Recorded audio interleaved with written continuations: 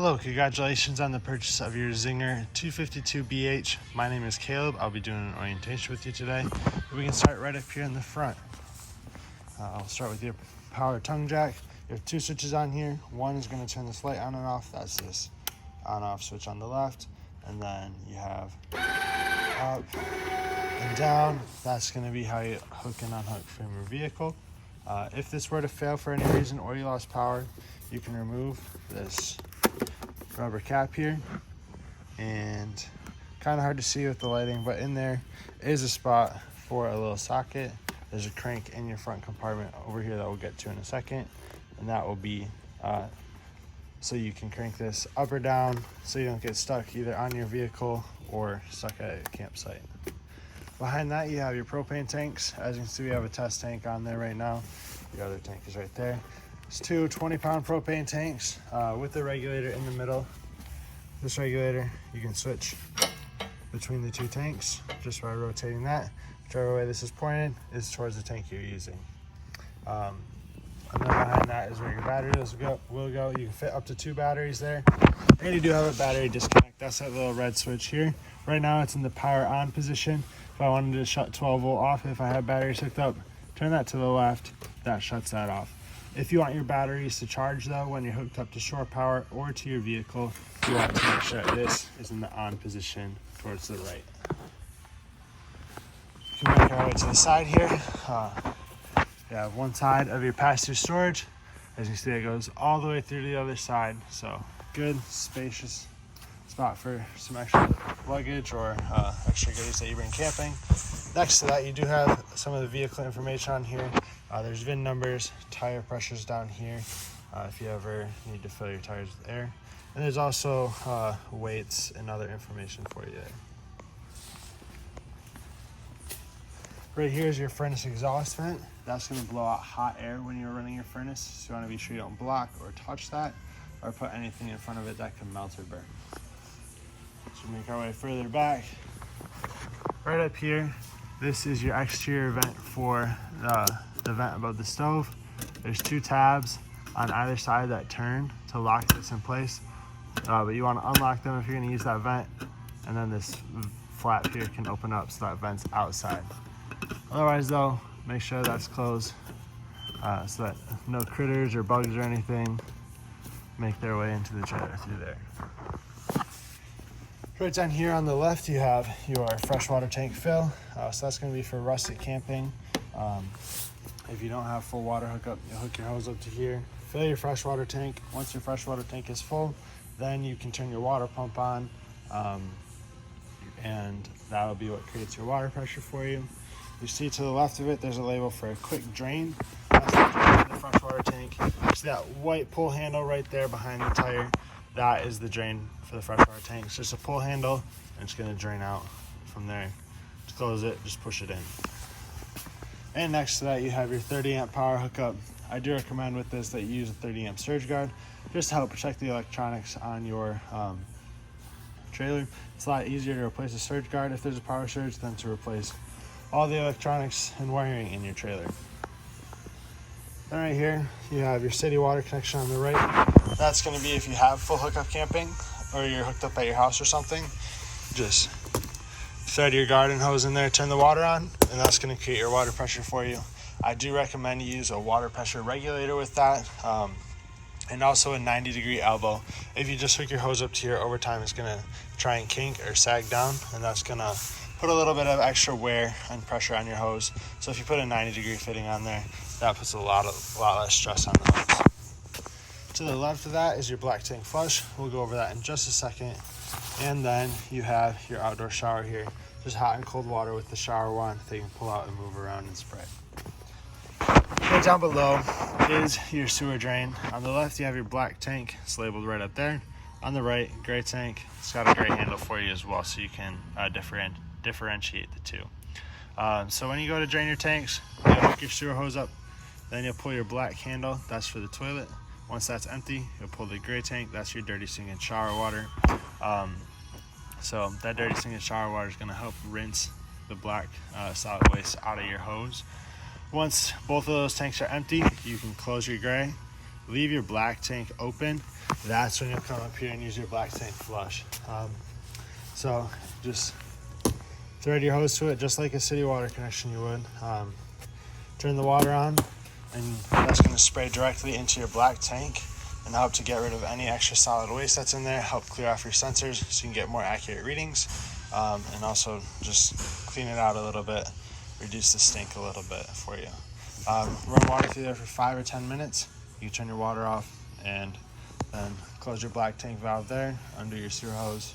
You can stow your sewer hose in the bumper here. You have this pull cap.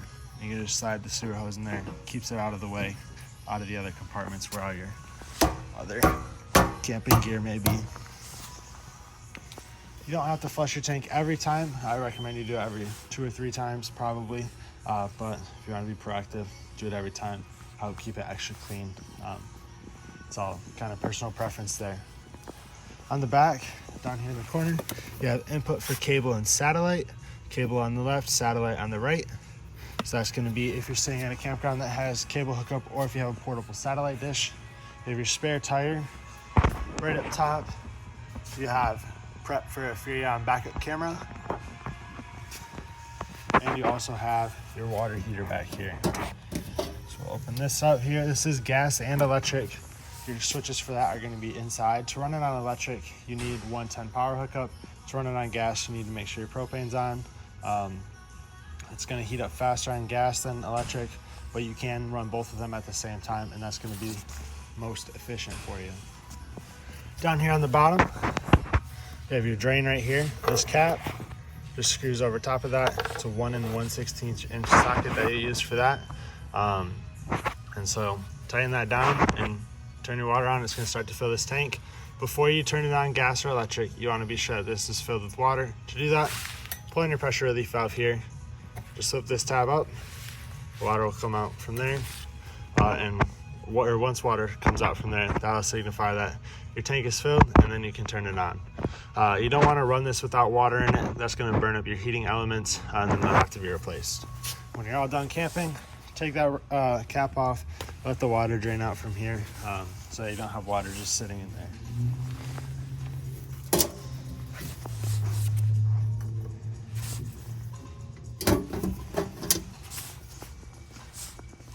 Come around to the door side here. In the back, you have a switch here. This is going to be for your rear stabilizer jacks. There's a similar the same switch is up front, kind of by that compartment door for the front stabilizer jacks. They are for stabilization only, not for leveling. So you're going to level your trailer front to back by raising or lowering your tongue jack, and then side to side by putting boards or blocks underneath your tires as needed. Once your trailer is leveled to your satisfaction, you'll come over here, hit extend. These jacks are going to start to come down.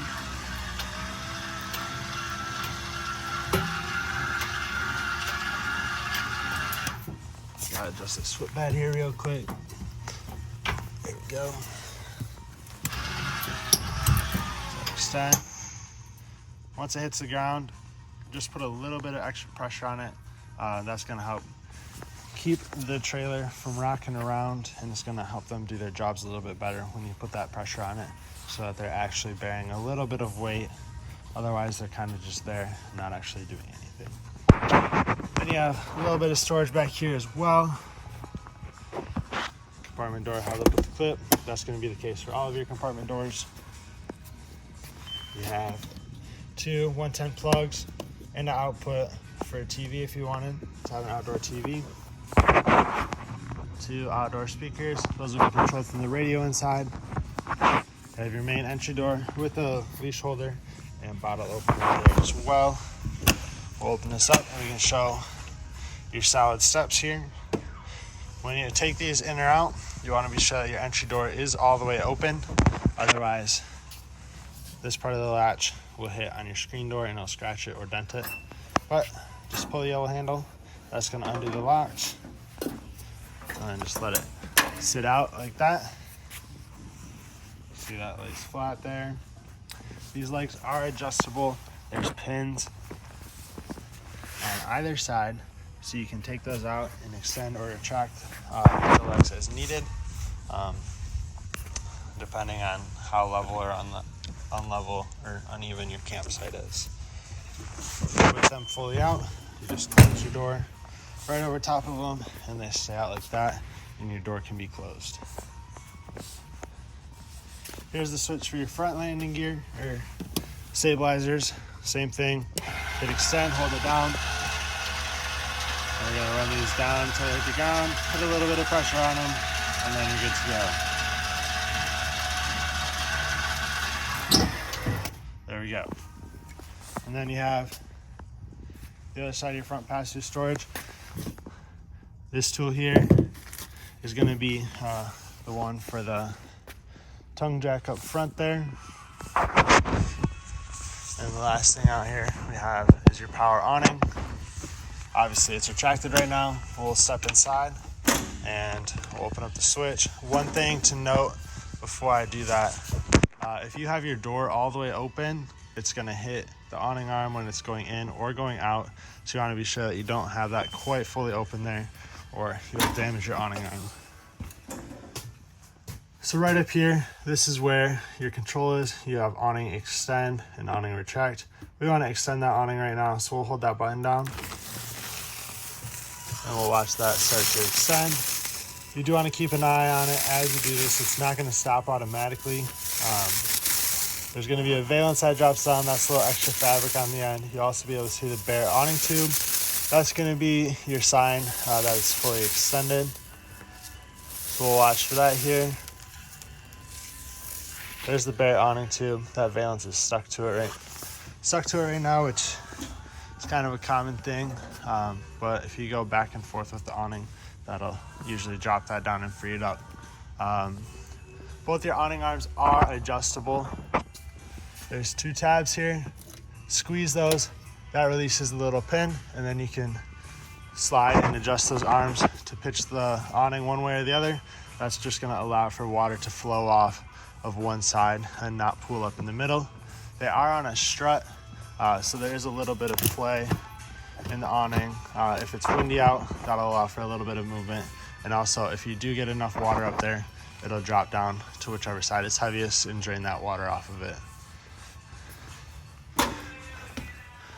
We'll go over the rest of your control panel in here though. Up at the top you have your monitor panel for your battery and your holding tanks. So just hit the button. It's going to light up to how full it is. You only have one gray tank on here, so gray 2 is never going to show anything on here besides empty. So just worry about black and gray 1. And then you have your water pump switch. So when you're rustic camping, you'll turn that on. And that'll be what creates your water pressure. Then you have the switches for your water heater on gas, water heater on electric. Just flip the switch, and that's all you got to do for that. Obviously, like I said before, for electric, make sure you're plugged into 110. And for gas, make sure your propane's on. 2 light switches here, exterior lights. It's going to do your LED, ceiling light, obviously it does your ceiling. Then you have an auxiliary light here that does the blue LED under the counter and under the bed as well. But that's going to be everything for that control panel. We can kind of move up into the bedroom here, take a look. You have a spot for a TV bracket and TV mount. So in this wall is a mount or a mounting location for it. Like the sticker says, they have a backer built into the wall. Just use a stud finder to find out exactly where that's located. They don't always center the sticker on it, unfortunately. But if you use a stud finder, you'll be able to find where that's located so you can secure your TV bracket there. Then up top, you have a plug-in for it. And here you have your antenna booster and Wi-Fi booster.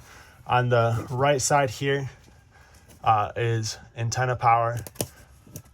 So this button, sorry, you can't see that. This button turns that on and off. If the green light's on, your antenna is on. If it's off, your antenna is off. You do want this off if you have cable or satellite hookup. Otherwise, for local channels, make sure your antenna is on. And then on the left, Wi-Fi power. So Wi-Fi booster on here. So if you're staying at a campground that has Wi-Fi or offers Wi-Fi, that'll just strengthen your signal here as long as that booster is on. Then next here you do have a resettable GFCI outlet. The reset's in the middle. You have your exit window. Just take this, push it open.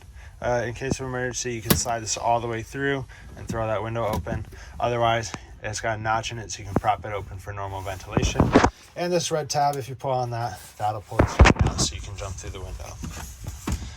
You want to be sure that you secure this properly on the latch here. Otherwise, if it's just sitting there, if you're going down the road or something, gust of wind will suck this window open, and it'll just be swinging back and forth here against the side of your trailer, which obviously could cause that to break and cause damage to the side of your trailer. You have USB outlets over here on the other side of the bed, and underneath the bed you have access to some storage. Light switch on the wall here. And right here is your jackknife sofa in the middle. Fold down cup holders, otherwise to turn it into a bed. Pick up in the middle, pull up and towards you a little bit, and that's going to lay that down into a bed. So if you have guests staying with you, or you need a spot for some other people to sleep, this is great for that. Pick it up in the middle to stand it back up. Then you have to grab it from the back, and then you can set it back up into a couch. If you look underneath, there's a little bit of storage there as well. That's also where your furnace is located. And we have your radio and soundbar up here. Fit power. There we go. Can't promise we'll get stations inside our warehouse, but you can tune it here, raise or lower your volume. You have 2 speaker zones, like I said, zone A and B. Zone A is the speaker itself. Zone B is those outside speakers. So you see, lights up with A and B on the side there. That's going to signify that those speakers are on. You can have them both on at the same time, or do one or the other. It's up to you. And then you have aux port in the middle, USB. You can also click through your modes here. And there's a Bluetooth function up here, so you can pair your phone up to it. And if you had a TV, you could hook up a TV to it. The location for the TV is right here. Once again, use a side finder to find where the backer is, and your connections are up above. Then you have your 2 double-sized bunks in the back, 300-pound capacity for both of them, otherwise you risk damaging them. More USB chargers back here, as well as regular 110 outlets. Just a 110 outlet on the bottom, and then you do have a little bit of storage underneath here as well. We'll step into the bathroom here. Light switch right inside the door. Faucet, toilet, the foot pedal flush. For that toilet, you push that all the way down. That's going to open up the flange in the bottom. You see there's a little antifreeze coming out of it right now. If you go halfway with the pedal, that's going to just bring a little bit of extra water into the bowl, help it rinse down into the drain a little easier. And then you have your shower with a vent fan up top here. This vent's open right now. This has a crank to open and close it. Obviously, you want to make sure this is closed if it's going to rain. Also make sure it's closed if you're going down the road. You don't want a gust of wind to bend that or damage it and break it. Then your switch here for the fan in the corner.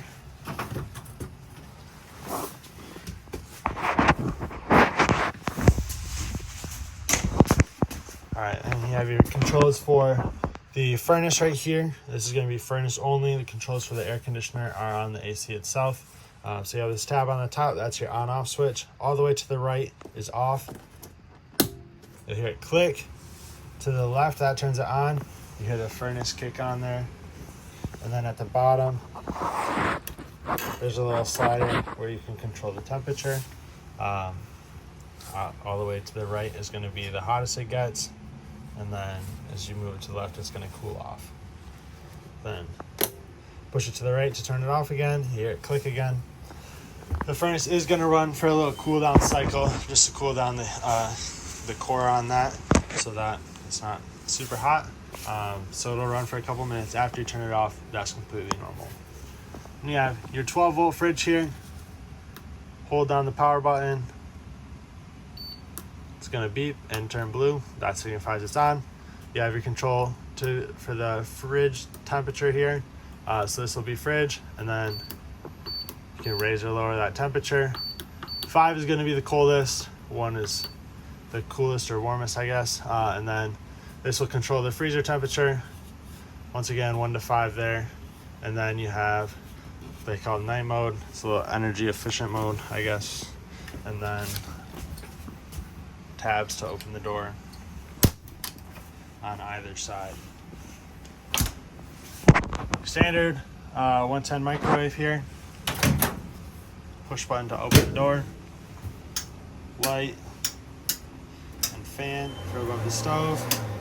Once again, remember if you're using that fan to have that flap open outside so it vents outside. And then you have your 3-burner stovetop with electronic ignition. Turn these dials to high. Turn your igniter to the right to light them. If you turn this igniter to the left, it will get damaged. Oops, we lost gas pressure there. There we go.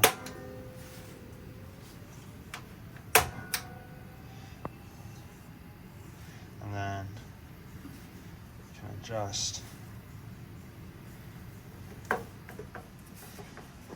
Then you have the controls for your oven. This little flame icon, that's your pilot light. So turn to that, push and hold while you turn your igniter. I believe. Yeah, it's got the igniter built into it. So you can see that sparking down there. That'll light your pilot light. But you do have to push and hold this in while you turn that. And then once that pilot light is lit, you can set your temperature. And this is a light switch here for the knobs.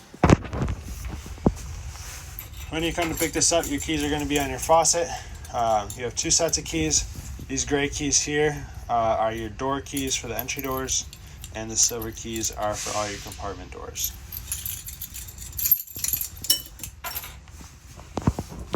Down below your stove here is your breakers and fuses. Everything's labeled for you to make it nice and easy to understand. If a fuse were to go out, there will be an LED that lights up next to the bad one. You'll also be able to see that through the window here, so that'll signify that you have to replace that. And then your booth here does turn into a bed. Just pick the tabletop off of these 2 legs, move the feet out of the legs out of the way, and the tabletop will rest on the edges here. And you'll use the cushion to fill in over top, and you'll have more sleeping space as well. There's storage underneath these. You see you got the little grab handle here, and you can pull up. It's a lot easier when cushions aren't on there, but your countertop or your sink covers are in there for you, just out of the way right now. Those will go right there. That looks like everything for, AC in here, that's right. AC up on the roof, controls for that, fan,